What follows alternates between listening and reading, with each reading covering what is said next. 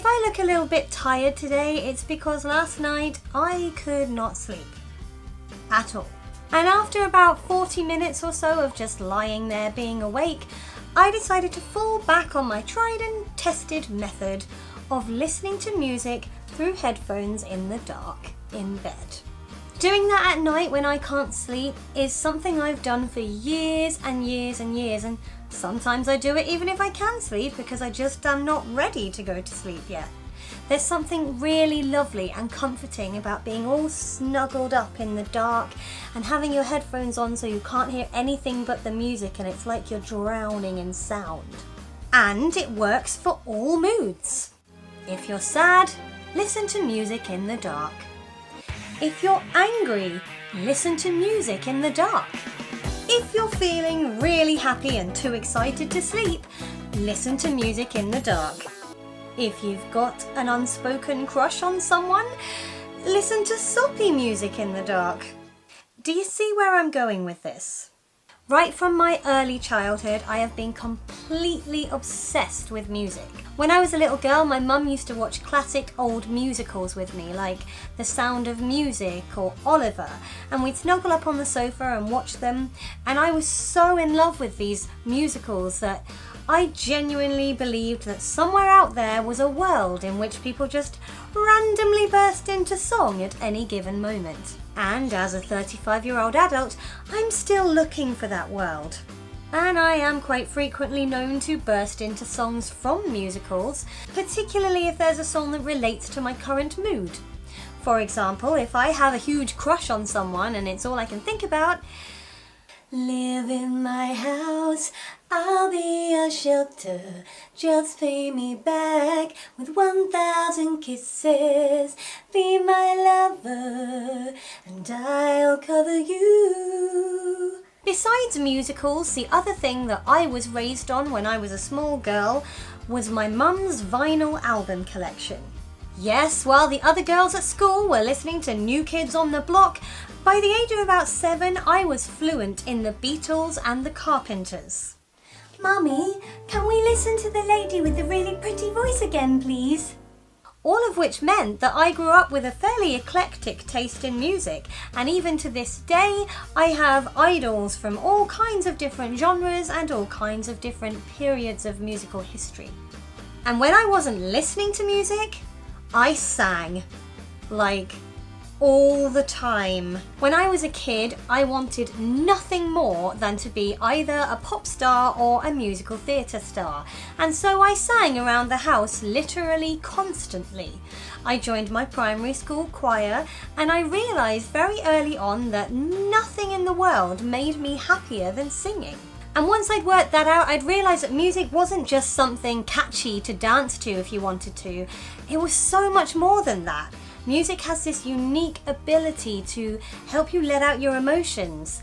If you're angry, you stick on an angry song and just until you feel better. And when you're sad, listening to the right kind of sad song can help you to let your emotions out. And all of that became really, really important when I started secondary school. I was horrifically bullied on the school bus. And at school, but mostly on the school bus. We're talking the kind of bullying that absolutely destroys a person's confidence and leaves them suicidal. Yay!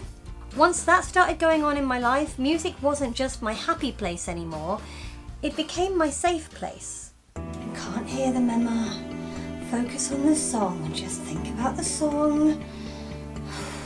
This is your safe place.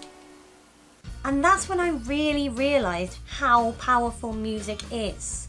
It can be the one thing that you cling to when you feel like your whole world is falling apart. It's the soundtrack to your life. It's all the good times and the bad times. It can bring you closer to people. It can be your escape if you need one. So with all of that in mind, and how important music was to me, it probably won't shock you to learn that by the time I was in my sort of mid to late teens, not only was I in another school choir, but my sister and I, who had grown up singing together and taught ourselves to harmonise with each other, had formed a band. I still have the demo tapes that we made. So I had to crawl underneath my bed to find this demo tape, which is coming up for 20 years old. It's probably about 18 years old, so it's very muffled, but I figured why not play some of it to you guys. I'm just gonna say me and my sister were kind of right on teenagers, and the first song on this is an ode to cross-dressing, so good!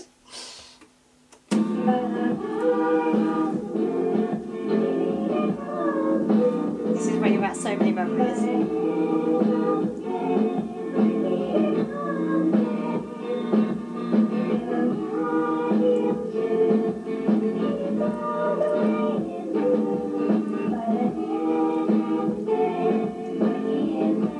It was inspired by the Rocky Horror Show.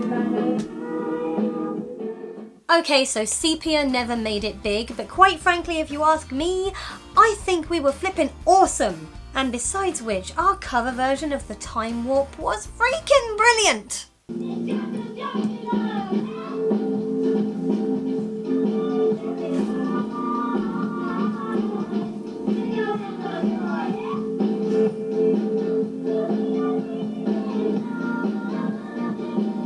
I'm not doing a pelvic thrust on this channel.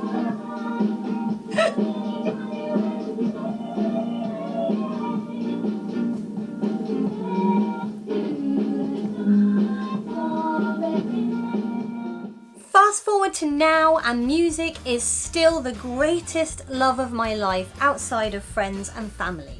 It's been there my whole life. It's made me friends, it's given me hobbies, it's taken me to places I didn't expect to go. It's one of the biggest parts of my existence that I genuinely cannot imagine my life without. And these days I am still frequently found doing a spot of YouTube karaoke in my bedroom when I probably should be out socialising. But less of that. And I'm now a member of a ladies' barbershop chorus, and quite frequently I'm found marching around my room practicing, like the inky swot that I am. And quite frankly, that has made Thursdays, which are our rehearsal days, my favourite day of the week. Basically, just like the song says, music was my first love, and it will be my last. I could go on and on about the different bands that I love and why I love them, or the different songs that mean something to me and why they do, but I feel like that's probably another video. I haven't even talked about how much live music gives me like one of the biggest thrills in life. I haven't talked about how exciting it is to find a new band or a new artist that you think is amazing, or even just one song that makes you go, wow! Where did this come from? But yeah, another video. So I'm going to end this here and just say nothing in the world, apart from family and friends, means as much to me as music does, and that is just a fact. Are you somebody who just puts the radio on in the background and isn't that bothered by it? Or is it the soundtrack to your existence as well? Let me know.